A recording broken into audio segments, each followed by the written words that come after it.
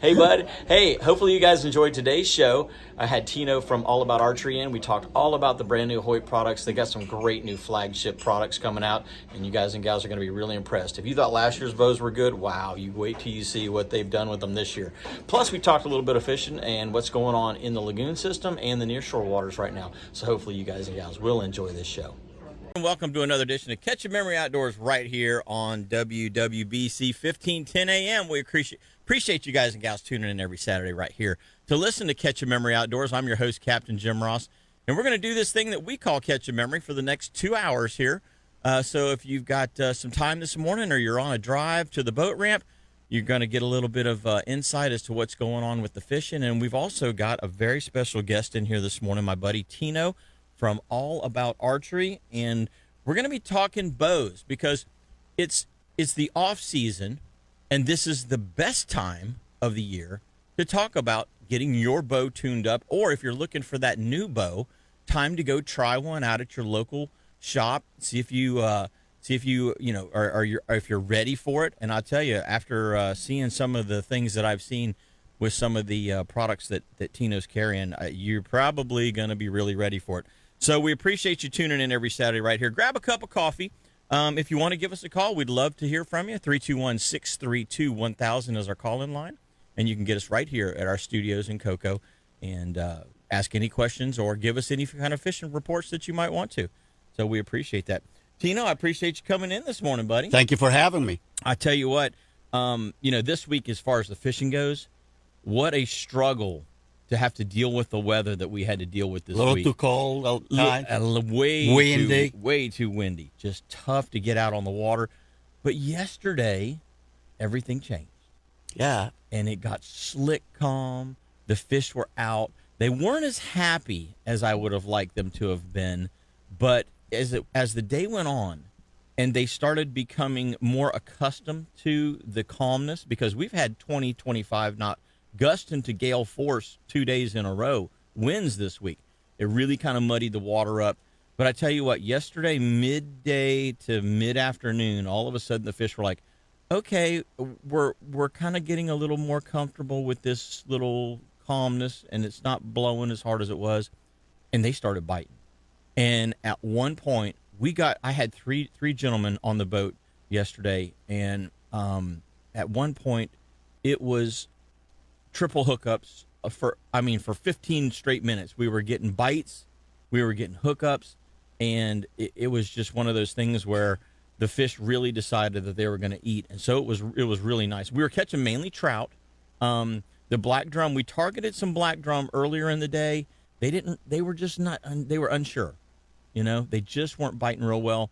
But you could spot them. We could see them, but they just weren't sure if they wanted to eat. And we also, surprisingly, a lot of people that fish in the Indian River, let's say you fish from the bank, okay? Yeah. You don't realize that there's anything other than catfish and puffers out there. I mean, you know what I mean? If you're fishing from the bank, a lot of times that's what you're catching. Yeah. But the center part of the lagoon, the ICW channel that has dredged, for shipping, so that the bigger boats can go up and down the channel. That is a highway for big fish. Yeah. And I think there's a lot of people that don't fish the middle of the river that don't understand that. So if you guys and gals, one thing that I would like to give you guys and gals a tip about right now. I don't care if you're fishing in Wabasso. I don't care if you're fishing in Sebastian, Melbourne, Rockledge, Cocoa, Titusville, Mims.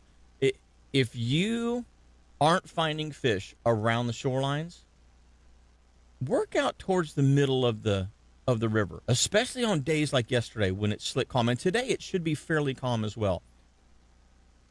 Yesterday we came across pods of 20 plus pound jack crevalle cruising the edges of the channel. Bull sharks, I'm talking 5 to 7 foot on average. I've seen them. Yeah. Been in the water with them in the river. In the river, yeah. Big bull sharks. And these are fish that are very sight fishable. So you don't. It's not like you're going on a quote unquote shark charter out of the port, and you're going to go out there and you're going to anchor up and you're going to throw a chunk bait out.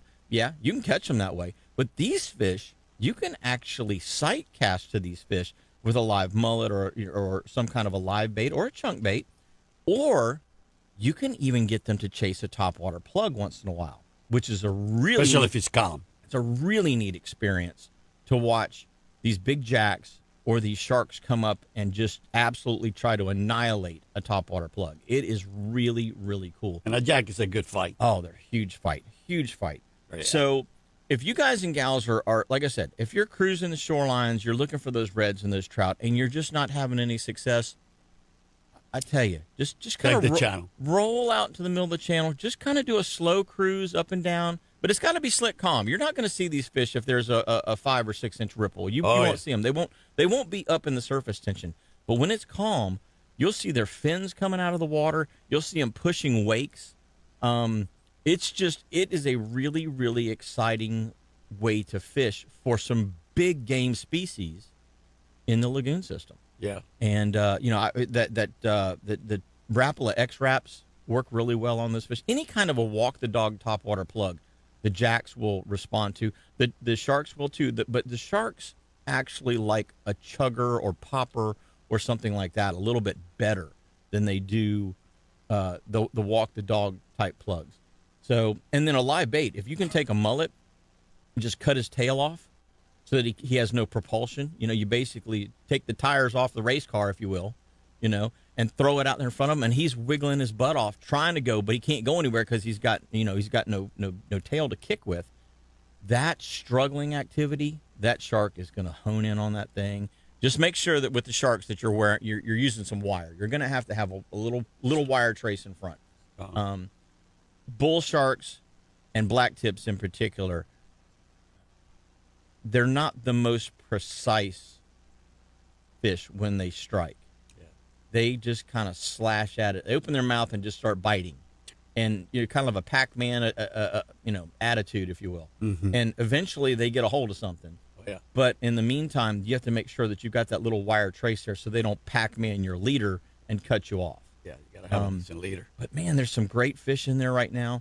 There's even I mentioned it last week, and I've told my customers all week long that on the days we've gotten out, don't pay attention to these tarpon, okay? I know you see them. Yes, I see them too. Just nothing to see here. Just ignore them because they're a pain in the you-know-what. They're not eating. They're eating these micro minnows that are about a half an inch long along the shorelines and in some of the canals.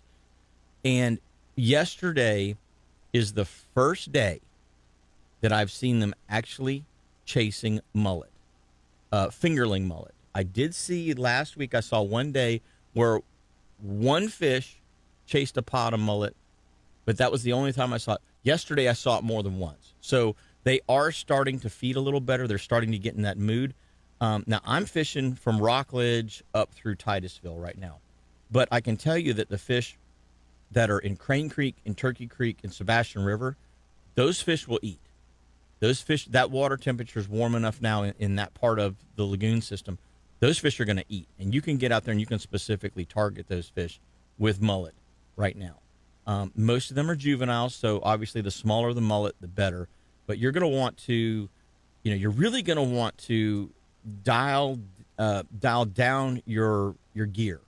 There's not a lot of fish in that 50-plus pound range. Most of them are around 10 to 15 with an occasional 20. You can catch that fish on a 4,000 size reel, 6-pound braid line that's 20-pound break-in strength, or 5-pound that's 15, and about a 30-pound leader with a circle hook. That's really all you need. About a 3/0 size circle hook should do it. And a little finesse. Yeah, that you can scale back because you're not gonna have that 80-pounder come up there and eat it. You're not gonna have to worry about that right now. I haven't seen any fish that big. Now, in another couple of weeks, you may have to tackle up just a little bit. But right now, you can get away with your standard redfish, trout type gear, with a 4,000 heavier redfish and trout gear with a 4,000 size reel and a 7-foot, 7.5 foot medium to medium heavy rod, and you can land these fish. So that is, we're going to get one more cold front Sunday night, and then after that, But if you're out today or tomorrow morning, legitimate shots at these tarpon. Monday, Tuesday, maybe not. As we get into the week and it's farther into the week and it starts to warm back up, you're going to see more and more tarpon start to show up, and they're going to be more user friendly, which is obviously to an angler's advantage. Of course. But yeah, the last couple of weeks it's just been I don't know. Mm-hmm. You can pitch at them and they just go nope. That's not what I want. I don't want that jig. I don't want that fly. I don't want that shrimp. I don't want any of that. All they wanted was these little micro half-inch minnows. So anyway, long story short, there's a lot of things to be looking for right now in the lagoon system, and as it warms up, it's only going to get better. Yeah. So it's time. If you're not out there, it's time to get out there. Spring is almost here. That is for sure. Well, buddy, you know how it is to be in the water and catching fish, and because you are practically a world champion free diver, I've been in that river, especially in the spring, because the spring we get these calm days, which, believe it or not, I've been in the river right on the Pineda Causeway where you can see the bottom of the canal. Yeah. So you get to where the bridge, right in the middle of the bridge, and right there you can see all the way down. Got to be very careful. Maybe we stay on the side. Right. But I've seen beautiful sights of reds, bands of reds, no less than 30 pounds apiece, going through there where you can see the gold, the spot, the silver, everything yeah. in there. I've seen everything from triple tail, grouper, Goliath grouper, tarpon, snook, everything, mangrove snapper in that channel, and just on the pilers. And with water that clean. She's pretty, and the bull sharks, and the jack crevalles. Yeah. I've seen them all there. Yeah. And I did it when visibility was 12 inches. I've been there. Oh, there you go. You're right on it. So, yeah. Exactly. But when it's clear, there is definitely a variety of fish that is in that lagoon. So, yeah, what you said about the channel, when it's calm, it's a dream to go in there. Those big fish they hug along those channel edges, and it is amazing to me how many pods of fish that we saw yesterday. Yeah, just slow cruising up and down the edge of the channel. I see you caught a triple tail. Well, was that yesterday, the day before? You put it on Instagram. No, that was a little older one. I was a little older. I caught a couple of weeks ago. Oh, okay. Yeah. Okay. Yeah, with my you just came through yesterday, so with my Instagram posts, you have to take them with a grain of salt. Okay. Now I'm not the guy who's posting pictures from the boat from 6 months ago. Right, I'm not that guy. Okay. And once in a while you'll get a post or two from the boat, but most of the time when you see a post from me, it's about a week delay on what I'm catching, and that's just self-preservation. Guilty as well. I can't. Yeah, it's self-preservation, because if I'm posting every single day of what I'm catching that day, they'll know. Unfortunately I get people that want to be my shadow. Mm-hmm. And I don't want to be the guy yelling at people saying, dude, just can you give me some space here? Right. But sometimes, and I know our listeners know exactly what I'm talking about. Sometimes people just they're not as courteous as you'd like them to be. That's a fact. Yeah. That's a fact. So I try to avoid those things as best I can. And sure. A lot of my posts will be 5, 6, 7 days old. But that's all right. Yes, there are triple tail. Yeah. So yes, to answer that question, yes, there are triple tail. Oh, I've seen them. Yeah, I've seen them. I've seen a lot of them. Now I'll tell you what, as far as free diving goes, you've got to love triple tail, because they seem like they would be really, really easy to get close to, because they don't seem like they're real scared of you. Yes and no. Yes and no. I've taken 30-pounders, which really, but when I went to get them to eat, I didn't. I went for something smaller, like a 50-incher. Yeah. That's much better to eat. But as a spear fisherman, you get a big fish like that, you're going for it. Going for it. Yeah. And especially when, this is years ago, I used to go right off the Cape Canaveral, out of the port, go 3 miles out, and just go to the outside buoys. And I'm telling you, the stuff that I've seen around just one buoy, it'll it'll bubble your mind. Well, you'll sometimes see cobia on the buoys. You'll see the triple tail. You'll see jacks, bluefish, Spanish, all streaming by. The Goliaths that are down at the base of it sometimes. There's, of course, in the bases, sometimes you get to see the block that holds the buoy will be exposed, and there'll be space underneath. I'll go down to that block of concrete and get stuff from underneath it, come back Really? up. Yep. And a friend of mine and we were out of the Cape one time, and I've seen a redfish that had to be 100 pounds. Wow. I am not lying. I have a witness. Unfortunately, my friend just passed away. Rest in peace. I had to put him in the water to believe me. He was just doing circles around the chain. And it's just a big giant red. I was just going down to him and coming back up slowly and coming back up to the point to where he got comfortable with me and let me get 10 feet from it. Wow. Or less than that. And it was a giant. It was a giant. I've seen two fish that were, I would say, in the 60-pound class in my life. One of them, I saw a guy catch in the Haulover Canal in a John boat. And there's two guys, natty light cans all over the bottom of the John boat trying to drag this thing over the side. Two of them trying to drag it over the side. And that fish had, I don't know how big it was, but it had to be probably 68 to 70 inches long. It was just enormous. Biggest one I've ever seen out of the water. The other one that I saw, I was actually tarpon fishing in Tiger Basin, just on the north side of Tiger Shoal, between Tiger Shoal and George's Bar. And in the summertime, the tarpon get out there and float. So you can just kind of drift across there real slowly, pitch baits at them, throw flies, that kind of thing, because they're just laid up. Kind of like they do down in the Keys. They're just laid up. You're right. And all of a sudden, I'm looking out there, and I'm like, what is that? I'm in 5 feet of water. And I'm like, that's a redfish tail. What the? So, curious me, I put the trolling motor on low, and I start easing in that direction.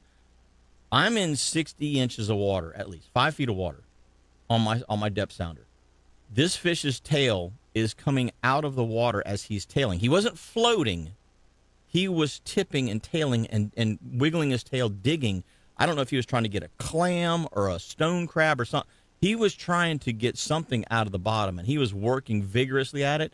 But his tail was completely, not the whole tail, but just maybe 2/3 of his tail, the top part of the tail, was out of the water as he's digging to get whatever he was trying to eat out of the sand. So you know that what I was Crazy. telling you is not a tall tail.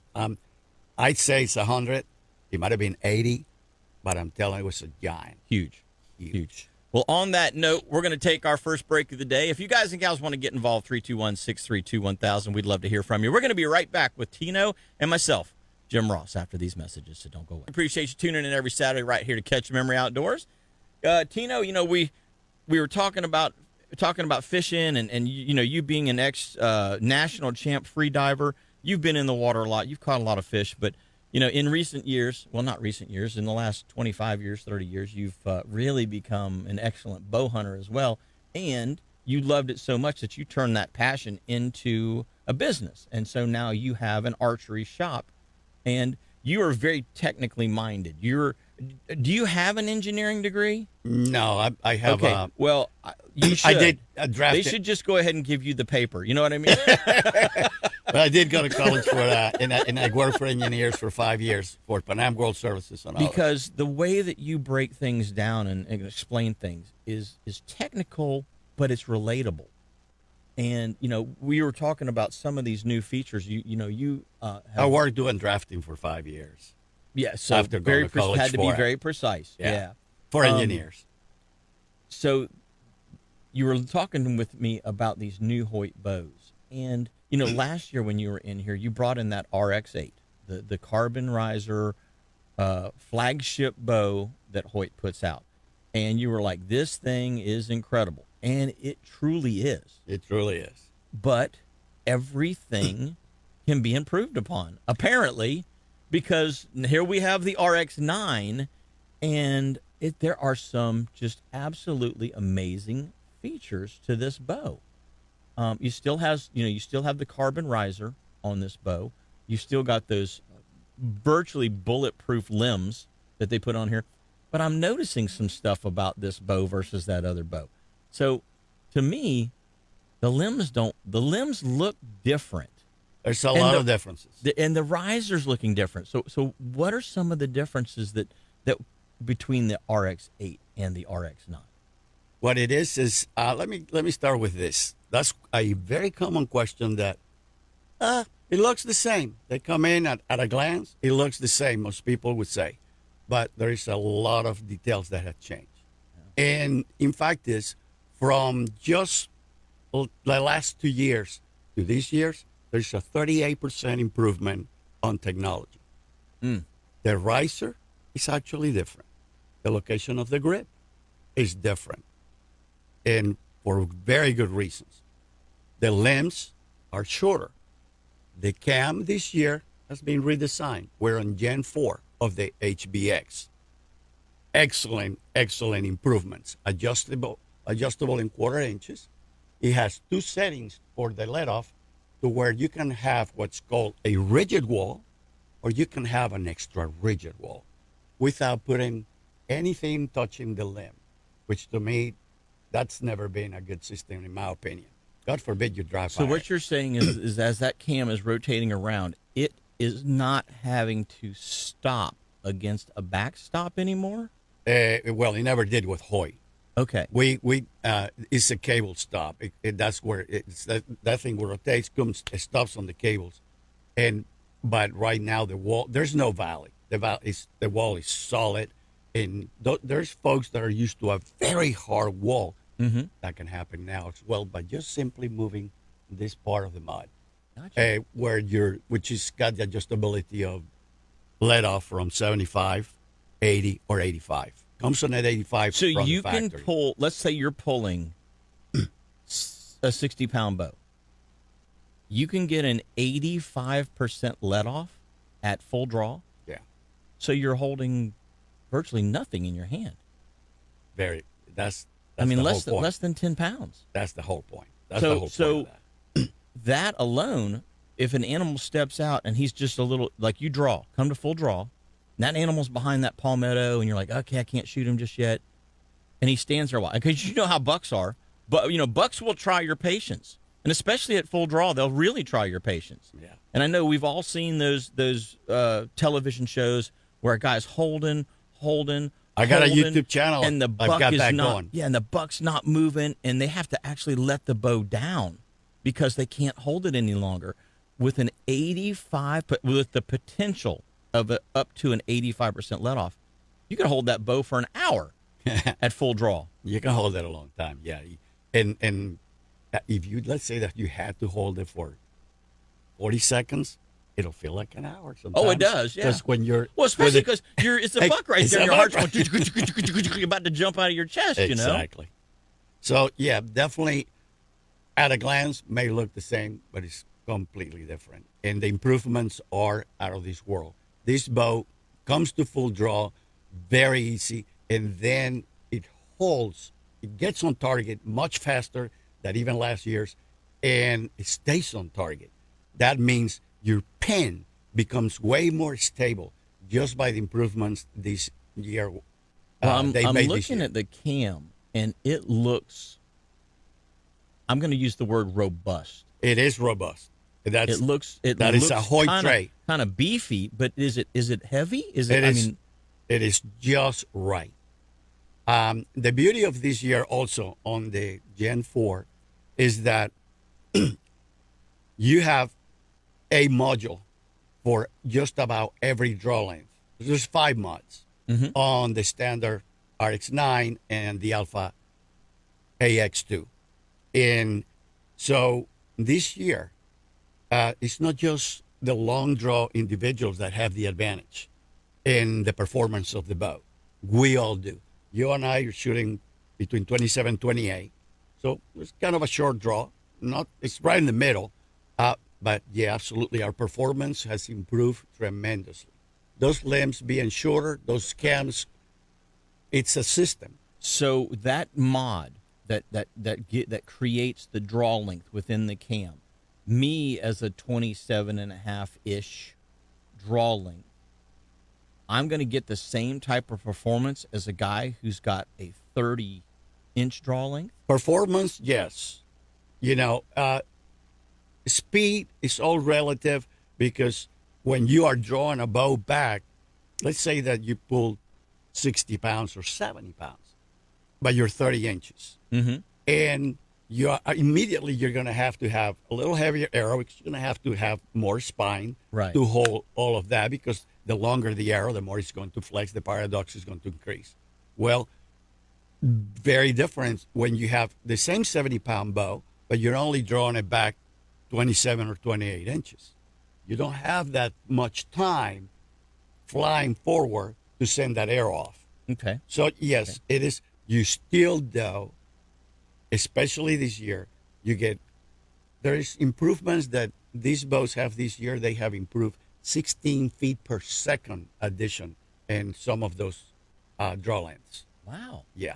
All the way from, 9 to 16 feet per second, or even maintaining. And of course, your brace heights being at 6.25 helps. But when you make that brace height shorter, the bow becomes a little more difficult to manage. That is where these bows and Hoyt shines. So a longer brace height is more forgiving. More forgiving. But because of torque, Mm-hmm. which is called the reflex. And therefore, when you hold the bow, if you're right-handed with your left-handed, you're holding the bow, this bow becomes a lot easier to immediately get it solid, immediately stay on target, and maintain it on target because you're not fighting it.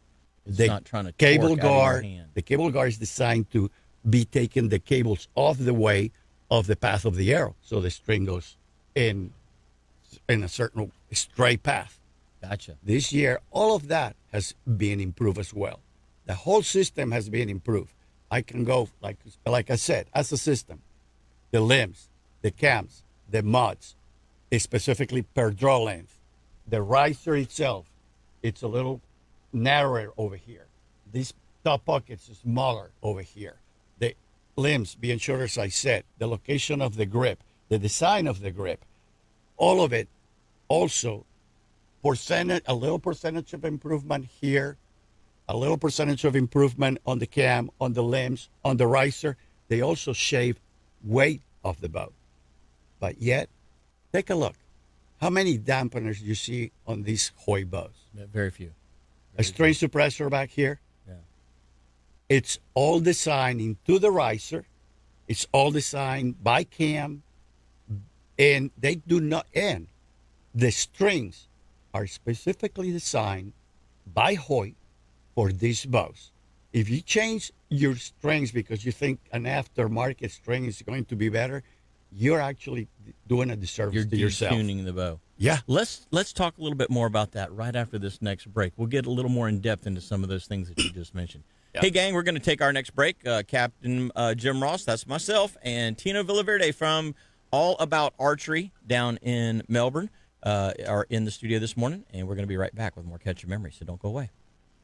I'm Captain Jim Ross, for those of you that are just tuning in, and my good buddy Tino from All About Archery is in with me this morning. We're talking a little bit about bows and some of the new additions to the Hoyt lineup and some of the advantages of them. But we want to let you know that Boaters Exchange and a few other companies around the area are going to be at the Marine Exchange and Boat Show next Saturday and Sunday, March 15th and 16th, at the Merritt Island Causeway, Merritt Square Mall, 8 a.m. to 4 p.m., and it's free admission and free parking, and there's something for everyone. There's going to be quite a bit of stuff going on out there.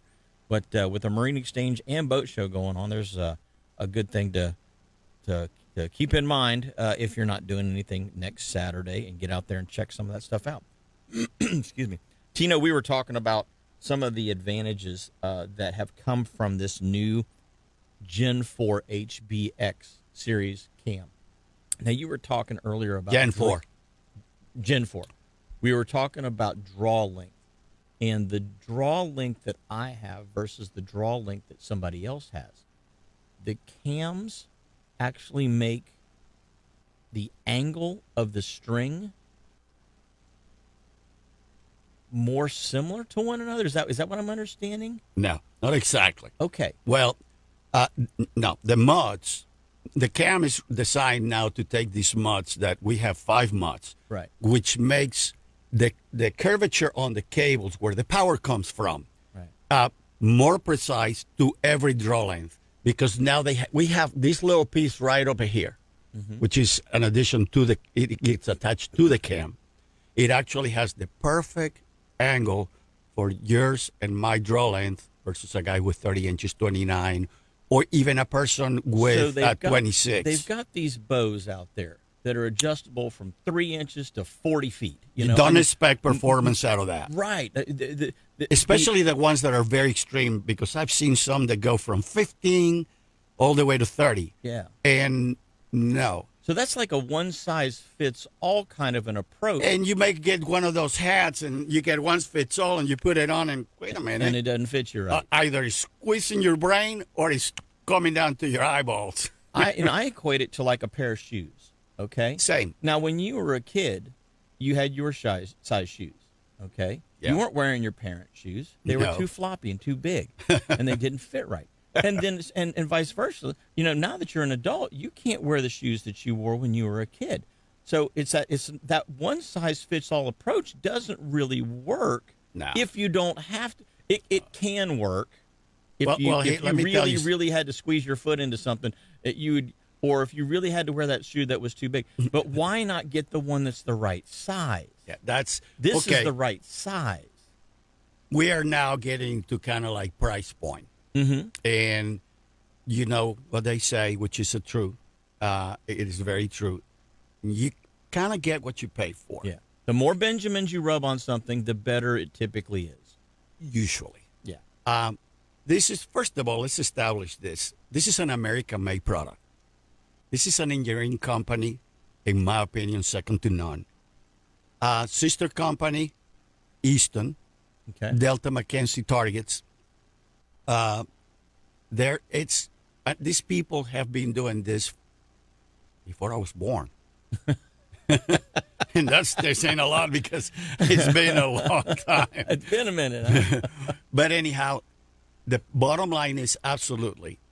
What they try to do, and I'm going to speak mostly on a lot of competitors that went to that giant range of draw length. Yes. It was just it brings people in the sport. I'm not going to say that's a bad thing, but when you are starting and you're really not into it yet and you don't know the difference, so get you doing archery. Mm-hmm. So I'm not going to say that's a bad thing. But once you're a little seasoned, That's the Zebco 202 approach. there you go. Get somebody started in fishing. Exactly. Not necessarily the best equipment out there, but it gets you on the water. Exactly. Okay. And then, on the other hand, like I was talking before we went on commercial about the strings. Mm-hmm. These strings have just the right amount of twist, the right thickness of serving in the right locations throughout this bow. So it's a system. It's not this you pay. This is in the price. This is not somebody making this thing by hand and you get this aftermarket string. No, sir. This one is precision made by precision machines, and every single location has specific 28 strands, so many twists. I mean, specific, very specific, which equates to performance as well. You know something? To match the design of the bow. That is, that's what some of the companies now are doing with fishing lines. We talked about that. Suffix, as an example, has, if you buy Suffix line, they specifically wind that line onto the filler spool in a very precise way that they call G2 winding. This is their G2 winding system. Yes. And their high-end lines are Correct. all done with this G2 winding system. And as far as materials go, it's interesting that you mentioned that there's a blend of materials, some that are Very similar to fishing lines. yeah, some of the materials used on fishing lines. so Yeah. in I get people on my boat and they've used braided lines. Correct. But they're like, this is one of the number one questions that I get asked about my fishing rod setups. Is they go, "What kind of fishing line is this?" Yeah, Because it's braid, but it's not real noisy, exactly. and it's super smooth and slick and casts a mile. Exactly. You can cast faster and smoother with less effort. and less effort. And I say, well, the type of line that I use, once again, I use a product that's made by Suffix, SUFIX. It's a product called 832. Now, it's 8 strands, 32 twists per inch, or what they call pick, 32 twists per inch, and it is very, very precisely monitored in the manufacturing process. But here's the key, like you mentioned with this, is the amount of strands, the way it's twisted. They actually the servings. They actually use 2 different materials. That's right. Most companies just use Spectra or Dyneema or a variation of Dyneema. Funny, because that's what these strings are made out of. Spectra and Dyneema. Vertram, actually, sorry. Vertram and Dyneema. It's called Vertram 99 and Dyneema. And it is just the right amount of one and the other to make this string perform like we want it to perform, to get the speeds that we want it to perform with, the amount of stretch that we can expect. Because you can get a material that is very rigid, very tough, right? And the bow is not going to stretch, the string's not going to stretch, but that can cost you performance. It has to be the right blend, so you get the performance and you get the longevity and the resistance to abrasion. Yeah, abrasion. You carry your bow, it's rubbing against your clothing. Just the strings running back and forth against one another every time you cycle the bow. Exactly. That's the same. So in the Suffix, they put one fiber in there that's made by Gore, the Gore company that makes Gore-Tex. Gore-Tex. Everybody's heard of Gore-Tex in rainwear and stuff. Yeah. Gore makes a fiber that Suffix puts one strand of that in with their other 7 strands.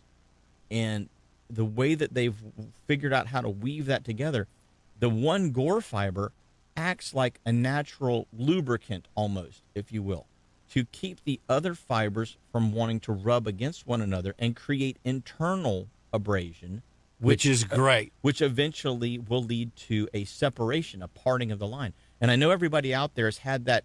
They've had that lure on there, and they've cast that lure, and all of a sudden they cast that lure, and the lure, the leader, and 10 or 15 feet of the line go flying, and the line parted, 15, 18 feet up the line from where the lure was. And they're like, what the heck? And you look at that line, and it looks like it's been pulled apart. Like if you took a cotton ball and pulled it apart, and you get those strands of fibers that are pulling and facing one another as you pull that thing apart. That's the way the fishing line looks because of the abrasion that happened internally. So you're saying that on the bowstrings, they've addressed that as well. Everything's being addressed. Okay. It's everything. You can see the rest that is on this bow. It's an integrated rest made by QAD, Quality Archery Designs. In my opinion, one of the best rests in the market. It's the only one I've been using and selling the most for 15 years now myself. Anyhow, you can have Picatinny. They have a Picatinny on the front. You can use a Picatinny mounted sight, which makes it slicker. Everything lines up right down the center. Your quiver can come in closer. All of those details. But you know what strikes me? You being a fisherman and being a professional, that you pay attention to your equipment, and you can tell me what your specific line, the specific reel, the specific rod. Yes. And it is not just going and picking one up out of the big box store and, I'm going to just go fishing. It's a little more involved than that once you are a professional. And a professional that is taking care of a store that sells products dedicated to that sport better know what you're selling. Yes. Because then you can definitely do a service to the community that is into archery or fishing in your case. It is awesome. It's the way it should be. Yes. So it's the same thing here. I'm very specific as to my equipment that I sell. I know what the equipment I sell. And in my opinion, I said Do we have to go to commercial? Let's go ahead and do that, and we'll continue this afterwards. Let's take our next break, and then we'll finish that thought. So Okay. we're going to be right back with myself and Tino after these messages, so right. don't go away. You can take us with you just about anywhere. You can go to catchamemoryoutdoors.com, click on the Listen Live link. You can listen to the WWBC app. You can get us downloaded right there on your phone. You can get us on Facebook Live. So good morning to those of you that have been out there watching on Facebook. morning. We appreciate you tuning in. You can get us on the YouTube channel at Captain Jim Ross. That normally happens about midweek or so before they can kind of get that tightened up and get that uploaded to the YouTube feed. And, of course, live every Saturday right here on 1510. You can hear us on 99.9 FM in North Brevard. You can hear us on 94.7 FM in Central Brevard. And you can hear us on 100.7 in South Brevard. Those are low-power FM frequencies that we also broadcast on at the same time as our main 1510 signal. So we appreciate you guys and gals. And remember, you can always go back and listen to the shows anytime you want. Just go back to catchamemoryoutdoors.com, click on the archived shows tab, and you can listen to any of our older shows. And God, at this point, we've got to have 8 or 10 years worth of shows out there, podcasts that you guys can listen to. We want to let you know this segment of the show is brought to you by Engel Coolers. If you haven't checked out the new UL60, you're going to want to check this out. Now, here's the reason. They have taken all of the things, all the little complaints that you had about my cooler this and my cooler that. They're all great coolers. All high-performance coolers are pretty darn good. They've upped the game. They made it cheaper in the process, and they have integrated all these little tiny things that you may not notice at first, but guess what? When you start using it, you're going to start noticing it. One of the main things that I saw that I really liked is they have created a subfloor and a floor and a subfloor, if you will. And the floor is level. If you have the cooler sitting on level ground, one of the biggest things that you'll see with most high performance coolers is they're all slanted towards the drain hole. Well, guess what? That does not allow you to stack things up very well sometimes. And then like bottles or whatever, if you're putting bottles in there, they all want to fall over because they're on a little bit of a lean. What Engel did was they took and created a flat floor, and then what looks like if you took a rake and drug it through the dirt and created rows, or if you planted a field and you created, rows of corn or rows of beans or whatever, you've got hills and valleys. The floor is flat, but they've got notches in the floor for the ice to be able to drain into, and that part is actually angled to the drain. So you've got a flat floor, and surface. Then the subfloor is angled underneath it. That's awesome. Brilliant. Yeah, brilliant. And so that's just one of the things that you're really going to like about the new Engel UL60 cooler. So go to engelcoolers.com or your local retailer, check them out, and you're going to find a whole lot more things there that you're going to really enjoy about Engel. And but that's just one of the things on one of the coolers that you guys and gals can check out. So we're going to talk a little bit more about this new Hoyt RX9 in this segment of the show. And Tino, I know that a lot of companies put a lot of engineering into their bows. I mean, obviously bows are getting better every day. But just looking at the cam system on this, the ease of the draw cycle, the amount of let off that you can get, the cam specific draw length or the mod specific draw length that you can put on the cam, that's all great stuff. And like you said, the strings are specifically built for the bow, not just specifically built for a bow. A bow. It's for this For the bow. shooter. Yes. For the shooter. But as far as the draw length and the adjustability. I'm and looking at these performance. limbs, and these limbs are shorter now. Yep. Now, are these limbs still that Hoyt, like they dry fire these bows like a million times? They don't, but 1,500. Okay. They have a machine that will dry fire 1,500. Which you should never do. You should never do, but that way that's how they go about designing it to be a durable product. It will eventually come apart. Yeah.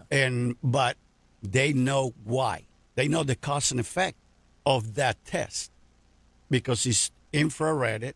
They can see where things are getting hot, what areas they So can they've got improve on. high-speed cameras and infrared cameras going at the same time. All of that stuff. And they don't allow anybody to go into the. But there's a known fact that they have that. And those rooms are like their secret rooms. Yeah. But yes, they do that. They have a test that I just learned about this year from one of their engineers, Brian Gold, that they call it the drop and skip test, because the way he describes it said, we know that you guys are hunting from tree stands. Yeah. You're going to drop that bow sooner or later. Yeah. I want you to pick up that bow and be able to shoot it again. Confidently. Yeah. Of course, that is kind of a long, that is, the bow may be in perfect shape after that or be able to handle it, but that doesn't mean you might not bend your sight. So don't drop your bow out of the tree, don't do it because that's not going to be a good intentionally. thing. But the bow should pretty much stand it. The cams are designed to stand that. The little gadget right here is so that it touches the ground, so your strings are not on the ground, your cam's not on the ground, and that little tab has a little rubber It's got- ring. Yeah, okay. Yeah, and it doesn't touch. And Interesting. also, if you were to use a little extension for the tiny stabilizer, which really is the only other dampener that this bow needs, you can do this, and now you don't have to Now you've got your built-in kickstand. kick. Absolutely. And your But cam's not these are touching called the the dirt. ghost sticks, they call them, and you can take these suckers loose, change the angle. I gotta lose it a little more. Trying to do it with my left-handed, not left-handed. Do that. Now we tighten that back up in place. Now we can set it up just like that, and the cam is not touching, Yeah, the floor. it's raised It's up off against of the that little ground. piece. Okay. and it's incorporated into the cam. So it's already been weighted to do what it's supposed to do. That is there, already engineered, not to be a hinder to the draw cycle or the shot. Mm-hmm. It is completely engineered to be part of the motion as to when you go from static to full draw to let off. And it is amazing. It is amazing. It's like balancing the tires on your car. Just about. Absolutely. Yeah, you can say that.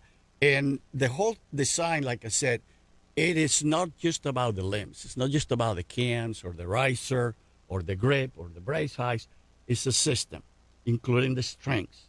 It's a system. Everything has been built to designed to They work. went back to this with- yoke system here, which who appreciates that the most is going to be me, as the guy who sets up the bow, Right. and Danny in my shop, my tech that also sets up these bows, because it makes it easier on me to time the bow.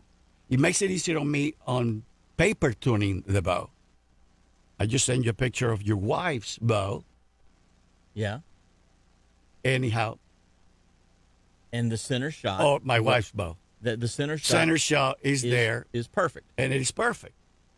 Yeah, you get a bullet hole, Yeah. and You don't get the arrow But- going sideways through the exactly. paper.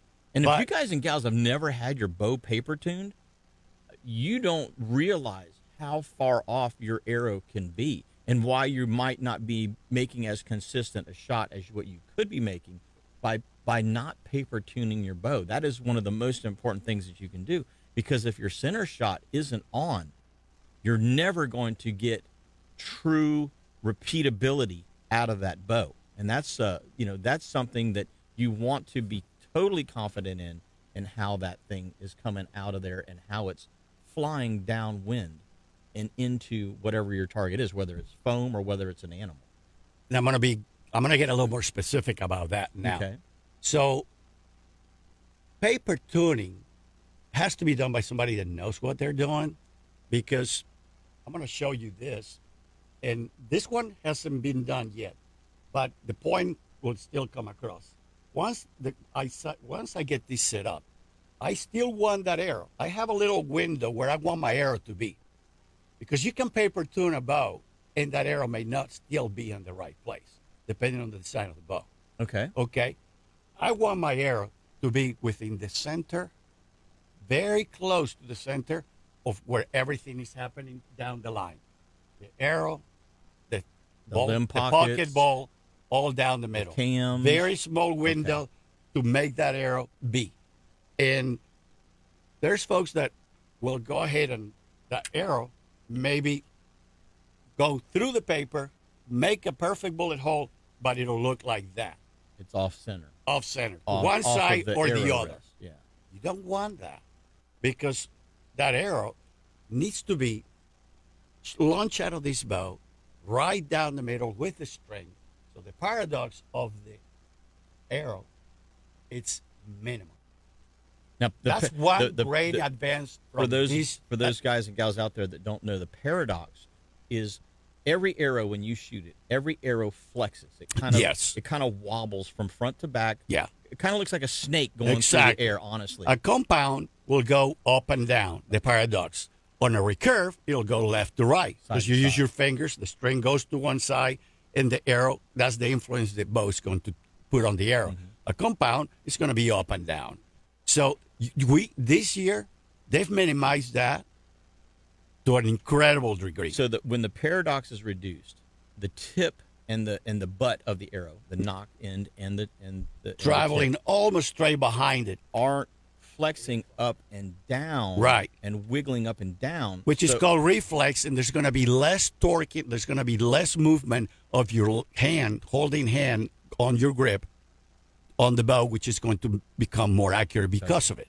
That's like you said, it's an entire system. It's a system. Making everything work Yeah, more there's a efficiently. cause and effect to every portion of these bows. Gotcha. Well, guys and gals, we're at the top of the hour. We've got a whole nother hour of Catch Your Memory coming at you right after this, so don't go away. Tino Villaverde from All About Archery and myself, Jim Ross, are going to be right back after these messages. We've got a whole nother hour of Catch Your Memory right here for you guys and gals. Watch it on Facebook and listen on the airwaves, WWBC 1510 AM, and, of course, 99.9, 94.7, and 100.7 FM.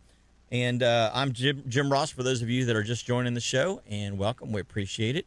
If you haven't heard the show before, grab a cup of coffee, tune in, and enjoy what we've got going on. We're talking a little hunting today. Got my good buddy Tino from All About Archery in here today. And, we were just talking about the paradox on an arrow, and the spine of the arrow has a lot to do with the paradox as well. You have to have the right stiffness or spine Yes. for your specific draw length, your specific draw weight. All of those things are very important as well to make sure that you're consistently hitting the target. And on that note, part of that 38% that I talk within the company, because in comparison to our competition, we improved this bow 83%. Wow. Which I know is a big word, a lot to say. And but I shot for a number of years with a competitor's bow. And I would say between that competitor and this is 1 and 2. And, you pick. To me, this is 1. And that's why I stick with it. And I haven't had a reason to change. But the point of that was, it's not just the RX-9. We've got we have the RX-9, we have the Alpha AX2 in 32 inches and 29 inches. So if a guy doesn't necessarily like the carbon bow look or whatever, no, it's not look. It's definitely lighter. He can have the traditional aluminum riser CNC machine, as opposed to the carbon aircraft riser. aluminum. Yeah, But same amount of gains. 100%. Okay. All the performance of this bow, regardless of the length of axle to axle. Mm-hmm. Like I told you before, axle to axle doesn't mean a whole lot anymore. Not like it used to, because the dynamic angle of the string leaving the cam, well, you can see how tall it is. By the time it rolls over here, this 29.5-inch axle to axle turns into 31 and 1/16 inch for the string angle. Right. Which makes it super forgiving as it is. But so guys that let were me tell using longer axle to axle bows because they were quote unquote more stable in their hand now don't have to. They can now go with a shorter bow, which is much more advantageous for hunting. yeah. But on that Ram, which would be the Ultra, will be the longer axle to axles. This year's also, that's some of the bows that used to be slower speeds. They actually gained a ton of speed this year. But the whole thing about, so 29, aluminum, and it is all about the feel. If you are in Illinois in November, say Iowa, and it is freezing, well, I'd rather have a carbon in my hand than a piece of aluminum. Gotcha. That's just preference. I mean, you can wear gloves and all of that, but it can be frozen. But if you're putting gloves on, now you're putting something between you and the bow. Well, and I that still could do. You have to learn to do that. Yeah. You might as well practice with it because there's times you're going to have to wear gloves. If you're a seasoned hunter, you'll know that. You also know that you're going to have heavy clothing on. So your draw length better be adjusted properly for you to accommodate your clothing for a hitting bulky jacket on or your something jacket like or stuff that, like yeah. that. But you touch on spine and air spine. Yes. One of the improvements of this year's lineup is that the bow itself, because of these cams and this system, they're more forgiving on spine. Okay. So in other words, the bow is not putting as much strength on the arrow and still have that speed and faster on top of that, but yet it's not putting as much strength on the arrow as it's being launched. So you can go in some cases to a lighter arrow. Okay. Just instead of having a 340 spine, you can sometimes use 400. Of course, we determine that in the shop, and as we shoot it, depending on your draw length, and we'll find out. But these bows, I might have 1 2 years old that I have to have a 340 on it because the reflex on it, the torque on it, it is higher. It still shoots wonderful, and you can get used to it. It's not a problem. But the problem with this bow, in my opinion, is guys that don't practice every week or every month, and hunting season comes, and a month before or 3 weeks before they decide to go grab the bow and practice, they just gain an advantage because this bow is that forgiving. It's that forgiving. They're going to go shoot, and they're going to go, wow. They're going to pick it up, and it's going to be on target, hold on target, and stay on target a lot easier, and they're going to notice that. Interesting. And not every bow can say that. Yeah. There's one of my You have competitors to kind of- that is a lot top heavy, Right. And when you have, it's just a completely way of loading up the bow. It will still shoot. I'm not saying it's a bad bow, but when you come to full draw, it tends to do this. It wants to lean It forward. leans on you. forward, and you'll feel it on your left arm. It's a completely different feel. So guys that fish can equate the same thing. To If you- different rods. If you have a rod and reel combo that's not properly balanced and it's too tip heavy, that's one of the things There you go. that I don't like about today's quote unquote fashion rods, and I'm going to call them fashion rods versus purpose built rods. There okay? you go. Fashion rods are you see a lot of these rods today that they're the foregrip, they've minimized the foregrip. That's fine. I prefer no foregrip at all. I want my finger directly against the blank. I want my finger touching the carbon so that I can feel every vibration that's transmitted from the wiggle of the paddle tail I'm throwing Right. to the bite. I want to feel the fish breathe Yeah, on the you can. lure if I can. Sure. Okay. So I know that something's getting ready to happen at the other end of that line. But the from the reel seat to the butt of the rod, a lot of these rods have gone skeletonized, if you will. And so there's an exposed blank there. Well, here's the problem with that. You've got your reel, and you've got 12 inches of butt on the rod sticking out, and you've got 6.5 feet of rod sticking out the other side. So it's like a seesaw. It's like a teeter-totter. 6.5 feet versus 12 inches versus 1 foot, Where's the balance point at?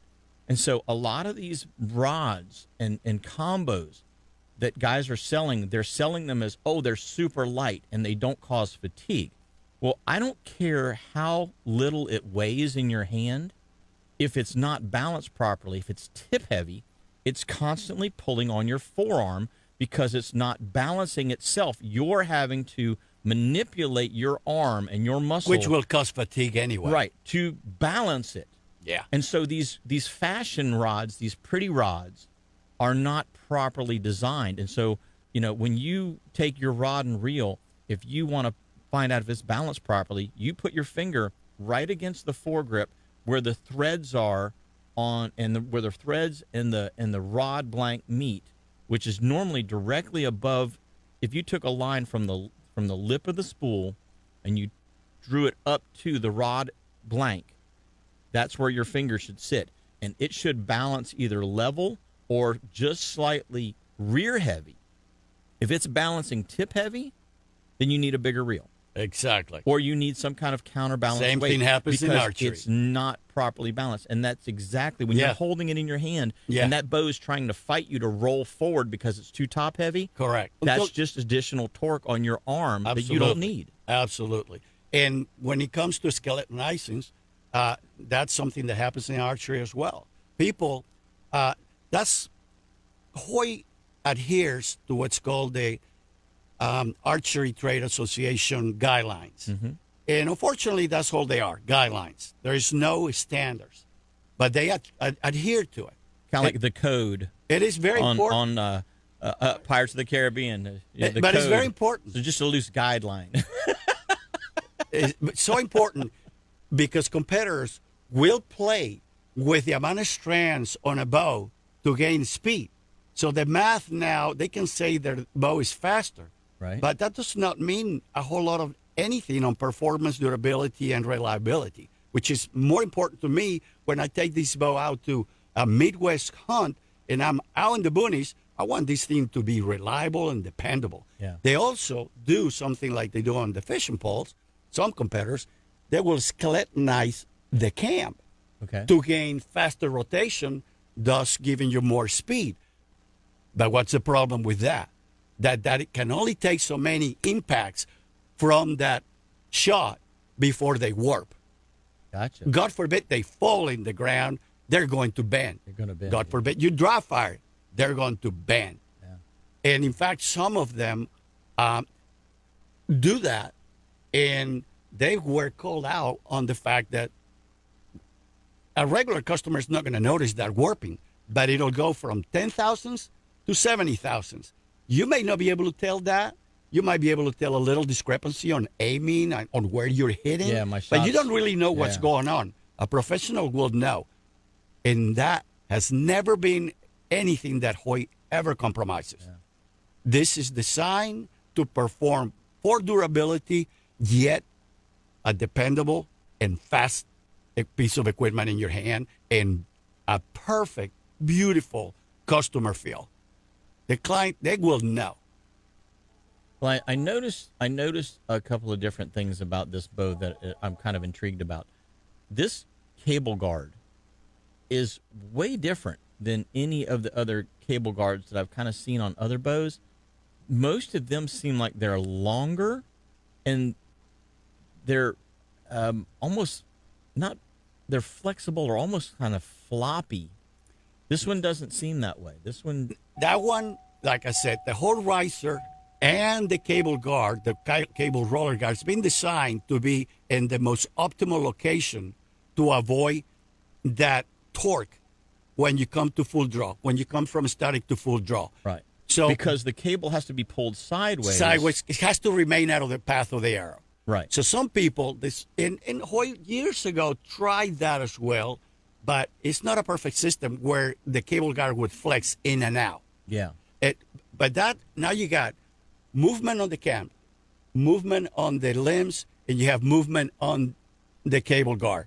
Well, that's just too much. They managed to know the perfect location to avoid torque on the bow. Torque on the bow, it'll make you lose control of that bow when you're full. It's a lot harder to maintain on target, and it's a lot harder to maintain vibration out of it. Yeah. The reflex of it. Yeah. Well, guys and gals, we're going to take our next break, our 8:15 break, and then it sounds like we got a caller on the line. So don't go away. We're going to be right back with Tino and myself and a whole lot more Catch Your Memory after these messages.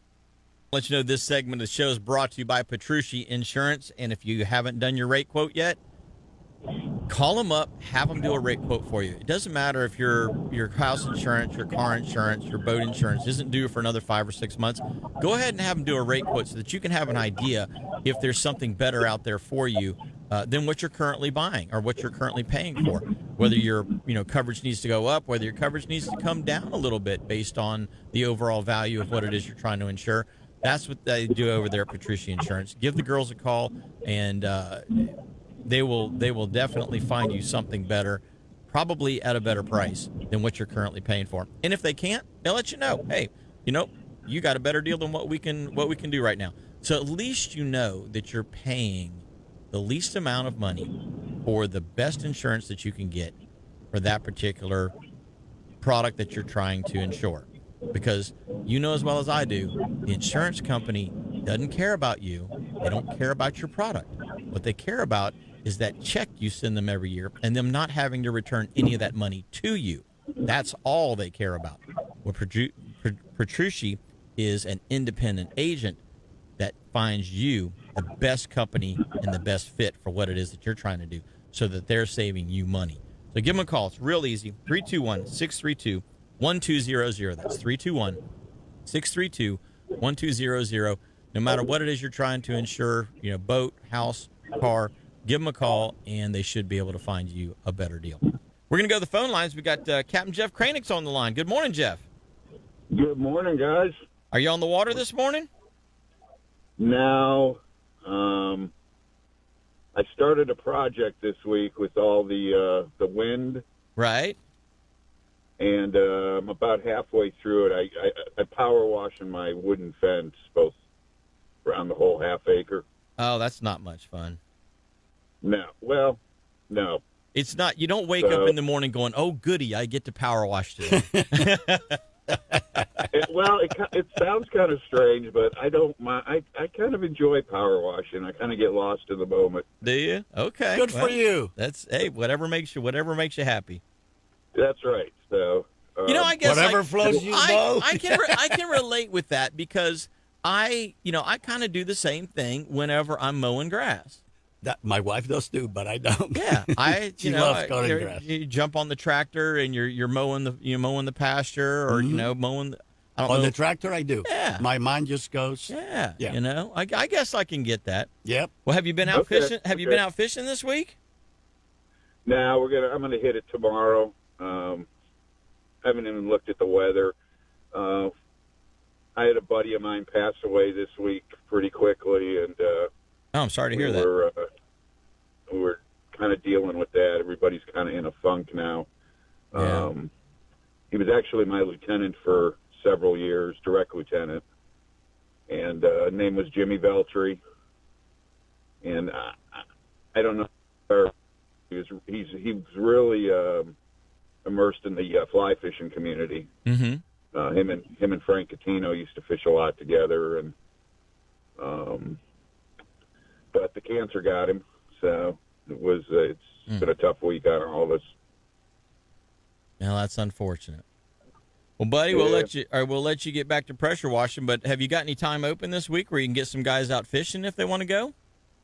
Yeah, I'm wide open. Okay. So Well, how does somebody get a hold of Captain Jeff Kranick? 321-863-9182, or get us on the web or Facebook. Sorry, I ain't got much more for you. At the Coastal Sportsman? Yes, sir.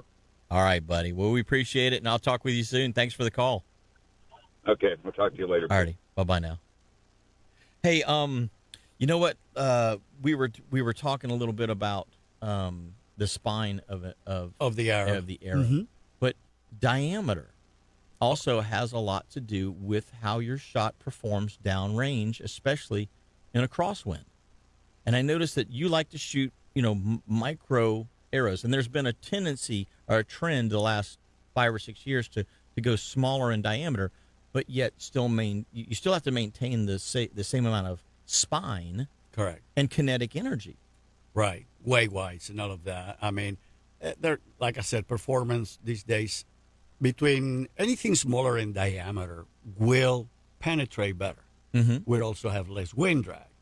I use Easton arrows, and that's all we sell in there as well, because in my opinion, American-made, sister company of the same company who makes these bows. Okay. And their factory is incredible. This arrow right here that you see is 1,000 strain is guaranteed. But forget all that.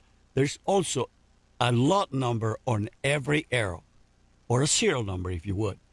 And they know exactly when it was built, and if there's ever a recall, if there's ever a problem, you can give them that number, and they'll know exactly what happened if it does happen, which is I've never really heard of it happening. Right. But That's how controlled the manufacturing of these arrows are. Interesting. Whether they're full metal jackets, 4mm, 5mm, 6mm, 6.5, as we just put your wife on. Absolutely. This is, I've been using 4mm for the past, I want to say, close to 10 years now. Uh-huh. But this year I'm going to go back to 5mm. Still small diameter. The inserts are inside on the 5mm. You can have an outsert like this as well, but this is a precision-made outsert to where we know that it's perfectly aligned inside the arrow by the design of the outsert. Plus, it's got a shaft that goes inside to make sure that that thing is aligned perfectly with the arrow. An aluminum insert that you see on the common arrow, that you can see it between your point and the arrow, it's not a precise piece of equipment. It's not a precise piece of metal. These things are. These things are. You're going to know that that broadhead that you see right there is going to be straight in line with the arrow. You know, it's interesting that you say that it's perfectly aligned, precisely aligned. Correct. I've picked up now. I've in years past, just walking through the Walmart as an example, or the big box store. Okay. And you walk through there and you go, oh, that's a kind of a cool looking arrow. Let me pick that up and look at it. And you look at the front insert on that thing, and you can, with your naked eye, see that the arrow wasn't cut flush. Well, there's no way that arrow's ever going to be, yeah, consistently hitting the target exactly. in the same That's spot. the That thing's difference gonna be between a flying big all box and in a pro Yeah, it's shop. going to fly all over the place. Yes, we You have know? equipment. These are chamfer. Before this insert goes in there, the arrow gets chamfer. So there's no burst, there's nothing, and it is a perfect cut. And as I was saying, they came up with a 5.0 this year, Access 5.0 and the Full Metal Jacket Max. So I can now get also, because there's a trend in there, that same spine that I have, I just happen to use 400s. I'll be getting it on a 5mm Max, still 1,000 straightness, and lighter than the standard 5mm Full Metal Jacket. So let's talk about kinetic energy. Okay. Because the weight of the arrow Yes. obviously determines the amount of kinetic energy, or we'll call it knockdown power. Part of it, yep. If you're not shooting foam, if you're taking this thing to the woods and you're trying to kill something with it, knockdown power that's really all other. The second thing after accuracy is knockdown power. Mass for penetration. Yeah. If you're not hitting where you need to hit, then obviously it's the equipment's not working for you. But if you're hitting where you need to hit, you want the maximum amount of kinetic energy transferring into the animal, trying to, if at all possible, stop that animal from running anywhere, or a very short run. Right. And so the amount of kinetic energy that's coming out of the bow is this whole system, the riser, the limbs, the whole bow pocket system, absolutely. the strings, everything is designed for maximum kinetic energy and performance, yeah. And so the arrows. So that's one thing that we do in our shop for sure. We try to match your setup because everybody is different. Draw length, everything else, draw weight, and we got to match that the best for you. And it all depends also on the application, meaning, so where are you going to hunt? And where do you hunt the most? If you go to the Midwest, or let's say Colorado, and you're going after elk or mule deer in Utah, Wyoming, and you're going to make possibly shots that are pretty long, 50, 60, 70, maybe even 80 yards. Well, that arrow now has to be a little different than our whitetail arrow, that the average shot is really 20 yards. Yeah, 20 yards, especially in Florida. But especially in Florida. But everybody's going to, you'll be able to shoot to 40, no problem. Once you start exceeding the 40-yard mark, that arrow is going to have to maintain a certain amount of mass. Not necessarily how fast he gets there, is how much energy will maintain at the time of impact to create better penetration, to have better penetration. So yeah, application, it's all also part of a pro shop job to know So what are you hunting? Where are you going to hunt? Yeah, and what animal are you specifically trying to target? Yeah, I mean, So that your arrow choice can depend on right. distance of shot and size of the animal. Yeah, and you can create one that does from whitetail to elk without a problem. Mm-hmm. You can, and without changing arrow, as long as you're just probably going to be just a little heavier, just to make sure. But you still want to have certain trajectory depending of where you hunt. Open terrain, I don't care if that arrow makes a rainbow of an arc. Right. But when we go into a big, thick hammock area, we want a flat trajectory. We want a real because we're flat. going within probably 30, 35 yards. It's kind of like, well, you can kill an elk with a, like a 308, or you can kill an elk with a 7mm, or you can kill an elk with a 40-70? What is it? The big heavy 200 and something grain. Yeah. But it lobs out there like you've tossed a hand grenade. But when he gets there, Boom! It's got so much kinetic energy that it knocks. it knocks. Yeah. Yeah. Knocks that animal down. Right. Well, guys and gals, we're up against our next break. We're going to be right back with a whole lot more Catch Your Memory right after these messages, so don't go away. This segment of the show is brought to you by the great guys and gals over at Direct Graphics. If you need any kind of promotional products, whether it's business cards, rack cards, you need a billboard, you need banners like well, you can't really see ours today because we're off of our normal camera. We're on the backup camera, but you can't see the whole banner. But typically, if you guys are watching this show, you can see the banner that they built for us for Catch Your Memory Outdoors. They can do boat wraps, truck wraps, all kinds, any kind of promotional needs, shirts, T-shirts, all kinds of things. You need it, call Direct Graphics, 321-631-1001. That's 631-1001, and have them build it, print it, and if you need it installed, they can install it too. So go right over there to Direct Graphics in Cocoa and have them take care of that for you. We're going to go to the phone lines real quick. Got Alex Goritsky calling in this morning. Good morning, buddy. Hey, good morning, guys. Are you on the water today?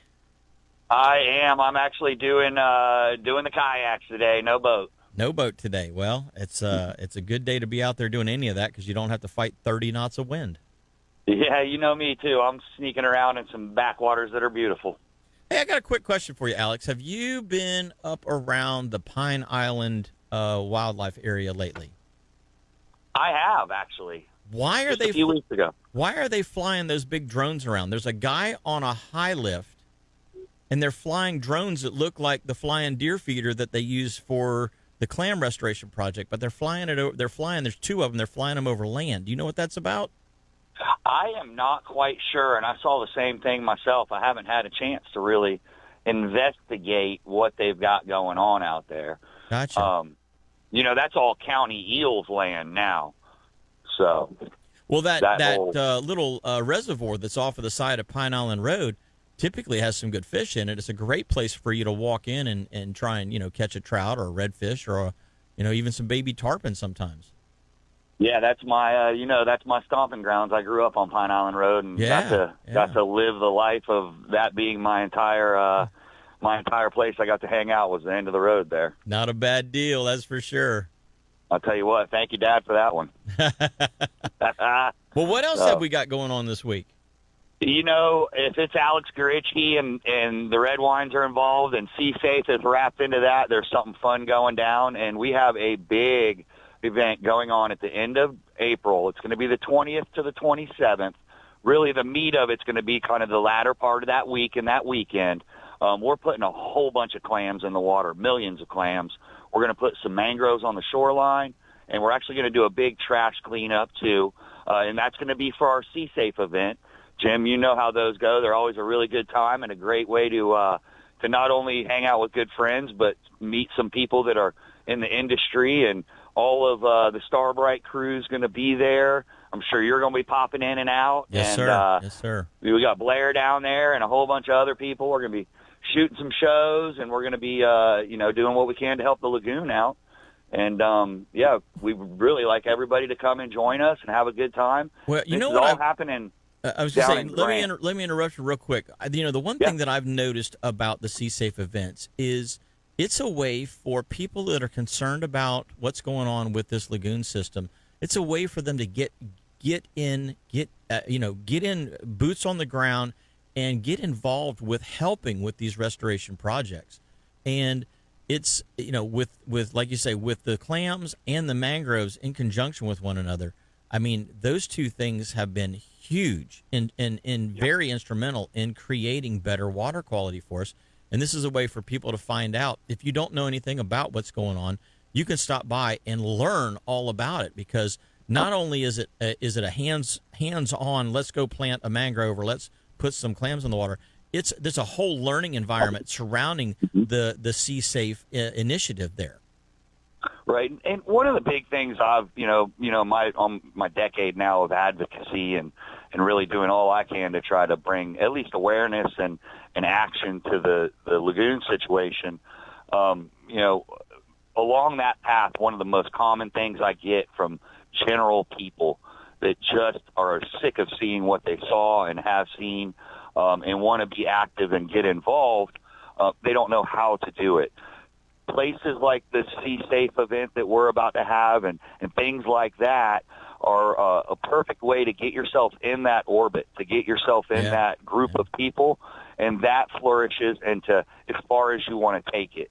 And that's how you learn or how you involve yourself inside kind of some of more your volunteer opportunities, and you never know where it's going to take you. It consumes a great deal of my life now. Yeah. And where's the event going to be held? That's down at the Old Fish House in Grant. Great restaurant, beautiful place. They just put in a nice new rock seawall, which you're supposed to do when you're out there on the open river. And we're going to be planting mangroves along their rock seawall to beautify and fortify it. And then we're also going to be putting millions of clams in the water. We already have a bed at a smaller bed there at Old Fish House, along with the many other beds we have along the lagoon, where we're trying to reestablish that clam population. But we're putting a whole bunch more in there because they grow good down there, and we're going to continue growing them, and hopefully get those bridges going from bed to bed so they can start spawning for us. Yeah, definitely. Well, I tell you what, it's been a real joy to throw the cast net on some small baby pilchards and, using my fine mesh net and pull that net up and find baby clams in places that are miles away from some of these clam beds that have been put in. So it just tells me that the more clams we can put in, the more clams we're going to have, because the ones that are there are currently working, they're reproducing, and those clams are being distributed as veligers, as larvae. They're being distributed throughout the rest of the lagoon system, and then once they get enough shell mass to sink to the bottom, once they've built their shell up to the point where they sink, then they repopulate new parts of the lagoon system. And that's, man, I tell you, we can't put enough clams in that river system. We just can't. And so everybody's dollars and everybody's time just coming out and helping plant these things or spread these things around is just an incredible boost to this lagoon system. So the Project Sea Safe is just a highlight of the year of what is going on throughout the year, but it allows people to come and find out firsthand and get involved if they want to. Yeah, and it gives us a great opportunity to celebrate a company and a program within that company, an environmental arm of that company with Project Sea Safe and Starbright, that is really coming to the table. Yeah. There's ways to run a business, and one of the ways is to be as proactive and ensuring that the people that utilize your products have something to enjoy it on. And and Starbright crew and Project Sea Safe as an overall general program, it's just been so effective in what they've been able to do, and we got to celebrate stuff like that. We got to celebrate people wanting to come out and enjoy and be part of, and we all want a good lagoon and a happy, healthy lagoon that we can give to our kids and our grandkids and our grandkids' grandkids. Exactly. And it starts with the first steps, and these are them. Exactly. Well, buddy, we appreciate that, and that's at the end of April down at Treasure Coast Marina and Old Fish House Grill. Yeah, and stay tuned to any of your socials, because you can guarantee we're all going to be pumping out info on it. Most definitely. Thanks for the call this morning, Alex. Catch them up, guys. You too, buddy. Have fun on the water today. All right. Yeah, speaking of Sea-Safe products, I wanted to talk about a little bit about the Starbright Cleaning Solutions segment before we go to the next break. So a lot of you guys and gals don't know how to get your stuff clean and keep it protected. Well, obviously, Starbright makes products that do that. They make a vinyl cleaner and they make a vinyl guard. And I use the vinyl guard a lot. I use it not only on my vinyl seats, though. I use it on the shaft for my trolling motor. I use it to wipe down my binnacle, my tilt steering for my Yamaha motor. Anything that's plastic or vinyl, this product will protect. So check out the vinyl guard, the ultimate vinyl guard from Starbright the next time that you're at one of your local marine stores. You know what? Let's do the the fishing and boating catch conditions real quick, and then we'll take our next break and we'll get back to talking a little bit more with Tino. Fishing and boating conditions from Ponce Inlet to Sebastian Inlet today. We've got west at 5 to 10, turning southeast at about 10 by the afternoon. Seas inside of 20 miles are supposed to be 2 to 3 feet with a dominant period of right around 8 to 10 seconds. And right now we've got some pretty good looking numbers out there. 13-mile buoy out of Ponce, 63-degree water temperature, 2 feet at 9 seconds. The 4-mile buoy out of Canaveral is 69 degrees, 1 foot at 9 seconds. The 20-mile buoy was showing 73 degrees, and it was 2 feet at 9 seconds. And the 6-mile buoy out of Fort Pierce was 73 degrees and 2 feet at 10 seconds. Western edge of the Gulf Stream, for those of you guys that are traveling out that far, 41 nautical miles out of Ponce Inlet, 30 nautical miles out of Port Canaveral, and 25 out of Sebastian. And the current surf temps, we've got 63 at Ponce, 69 at Cocoa Beach, and 70 at Sebastian. And your tides look like this. We've got a low tide coming up in just about 45 minutes at Port Canaveral. That's 9:30 a.m. is your low, 3:22 p.m. is your high, and 9:16 p.m. is your low. And then at Sebastian, your low is actually a little earlier, 9:16 a.m. Your high is at 3:15 p.m., and then your next low is at 9:45 p.m. And the best times to get out there and do some hunting and fishing, presented by All About Archery, who we happen to have Tino in the house today. We appreciate him coming in, taking some time out of his day. The major is basically going on right now and is going to end in about 30 minutes for the morning. But this afternoon, we have a minor at 12:44 p.m. to 1:44 p.m., and then the next major this evening is from 7:30 p.m. to 9:30 p.m. So good times to get out there and chase those animals and fish around if you get a chance.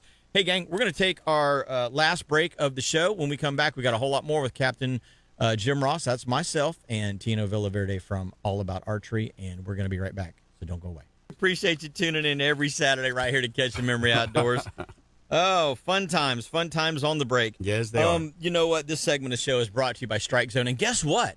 Strike Zone is having a huge tent sale next weekend. So you guys and gals, if you've been waiting for that, kind of springtime Black Friday thing going on, next weekend is it.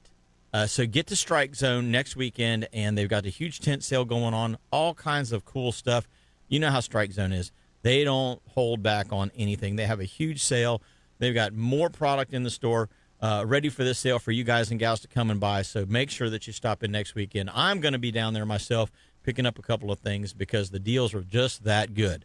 So hopefully I will see you there after the radio show tomorrow, sometime around noon, when I get down there, and we'll do some shopping together if you want to. So That's an awesome store. Yeah, I love that place. So tell them you heard about it right here on Catch a Memory Outdoors. Tino, we were talking about. So we were talking about a lot of things, archery, for sure. But when you look at a company that is saying that it has improved its product 38%. Correct. I mean, that's, if you have a 1/3 increase in the performance of anything, that's amazing. Well, let me tell you why that happens. They are a very forward design company. Mm-hmm. They're not designing right now next year's bow. They're designing the next year's after that bow. 2 years out. Oh, yeah, easily. They are always working. And that being said, another lineup on this year is you can now get the high-end flag bows all the way down to 23 inches. Really? That's very, very, that's Yeah. that's a That's very the si- short draw Well, length. that's the size of the average wife out there. Good, very short wives, and for sure. But they're not going to be sacrificing performance either because they have a specific cam with specific modes for short draw lengths. So now they can come in by whatever, because there's some serious ladies and people that have short draw lengths that they want performance, they want a good quality high top end boat, but they're hindered by that. Well, this year, that's not the case. And so because of the cams that they've designed for the short draw, you get the proper You're going to get the best angle. performance a short draw length is ever going to get. Maybe in the future, but right now, second to none. Yeah. From your RX-9, your Alpha XA2, and with the short draw HBX cams, which are amazing. And still the adjustability. They're half-inch adjustability on those. Now, It's still how- 85% let off. How And 75 and 80, of course. how light? Let's say you've got a person out there that's interested in looking at these boats. How light of a draw weight first of all, legal to hunt with? I think is what, 35 pounds. There in Florida, there's no longer a limit on that. Oh, really? Yeah, that they used to be 35 pounds, Mm-hmm. but they took that away. Okay. And the truth is, and the reason I also mentioned that is because a bow, even in the hands of a kid, even if you take one of those little fiberglass recurve bows, Right. and it's only 15 pounds, once that arrow launches out of that, it's a weapon. Yes. It's lethal. Yeah. So 30 pounds is quite a bit. 30 pounds. I had a neighbor, his daughter started shooting a Hoyt bow, like the one that you seen, Right. and since she was 9-year-old, Okay. and she was hunting pigs with that bow at 30 pounds. Really? Yes, when she started, it was 19-inch draw length. Okay. That's So how. she's 9 years old, 19-inch draw. Then she went within the 6 months. I had to adjust it for her. It went to 21 inches, but it's still a very was small growing. draw length. Yeah, she got a grew little fast. spurt. The Yep. summer growth was incredible. But anyhow, that girl kept that bow all the way. She used it all the way to almost 20 years old.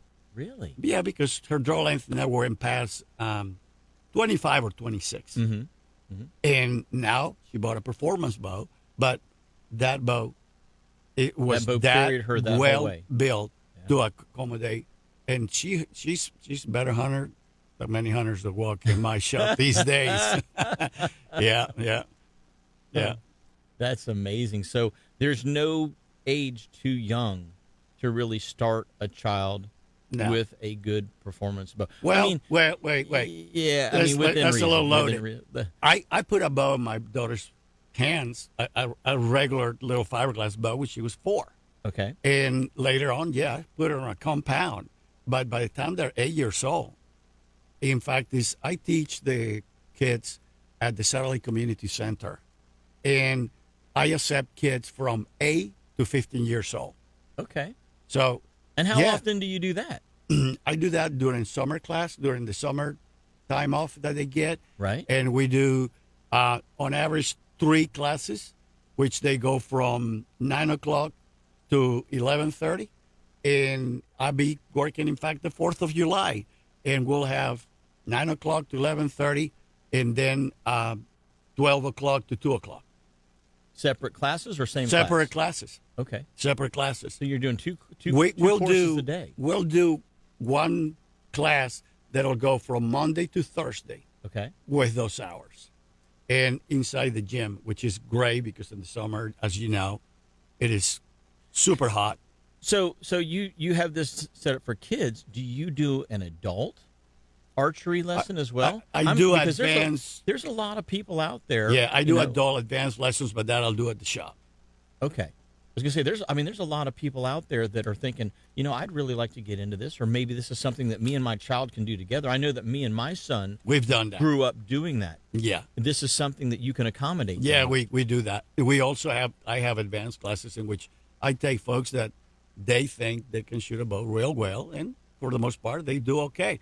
But they come in, and many times they learn something new, and sometimes they want to get better. Little tweaks. Yeah. For perfect form, better.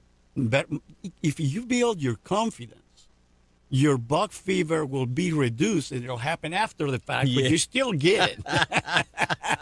You're not ever getting away from buck fever. That's not. If you like the sport, but like I do, you say, when it hits you, it can mean the difference between properly hitting the animal and not properly hitting the animal, right. And then of course, right, when the buck fever doesn't hit you in the act of the draw, in the act of the shot, when it hits you after you see the impact point, that's better. That's when you start shaking. That's when it's best. That's when it's best. Yes. Yeah, that is when it's best for sure. Oh my goodness. Well, we were looking at this entire bow, not just a bow, not just the pockets, not just the cable system. guard.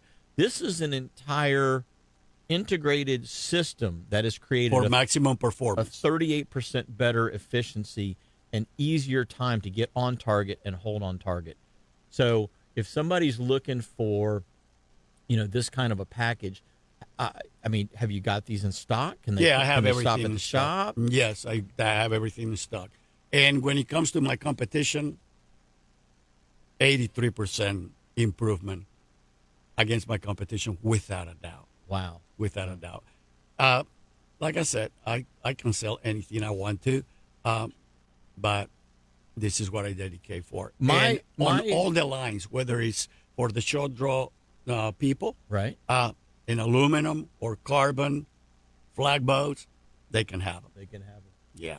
The most impressive thing to me in shooting bows over the last 15 years, because I started right around 2009-ish, and the most impressive thing to me is how they engineer the shock and vibration out of it. You're talking about a string that is coming at over 300 feet per second. To launch that arrow, that amount of energy to be absorbed, stopped by the equipment, and feel just absolutely like it's like dead in your hand. It's like holding a pillow in your hand. And you know that because you tried it at the shop where you can, an environment you can feel that. To engineer that out of a bow is amazing to me. And that's one thing that I want to definitely point out, and I pointed out earlier. You don't see a bunch of dampeners on these bows. No. It is engineered in the system to where we don't have to have a bunch of that.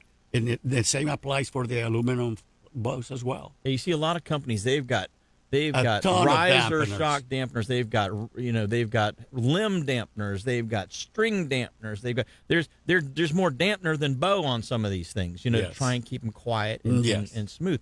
Yeah, and added weight as well. Yeah, and these things are super light and no shock at all. Just that's where solid. Engineering shines. Yeah. Well, when Tino, you can have a bow that is light and still smooth, quiet, and absorbs the vibration without the need of all kinds of accessories. Yeah. Well, I appreciate you coming in and explaining some of the engineering advancements of what's going on with these particular products. Obviously, 2 hours is gone. We're out of show time. How does somebody get a hold of you? 321-622-6888. All you can also about All About Archery. You can go also on Facebook, All About Archery LLC. You'll find us there. But call the shop. Come to the shop at 2149 Aurora Road, Melbourne, Florida, 32935, because usually we're there. And no, we're there all the time. But anyhow, we are on-hand kind of people. Come to the shop. We'll help you out. Exactly. And but call us if you have any questions. An older bow that needs to be tuned up, you can bring that in too. That's too. Any brand. Well, guys and gals, I tell you what, it's been a fast 2 hours. We appreciate you sitting in with us this morning. Hopefully we talked a little bit about fishing in the beginning, and then, of course, the rest of the show, we talked a little bit about the bows and what's going on in the world of bow hunting. Till next time, do exactly what we're going to do. Get out there and catch yourselves a memory.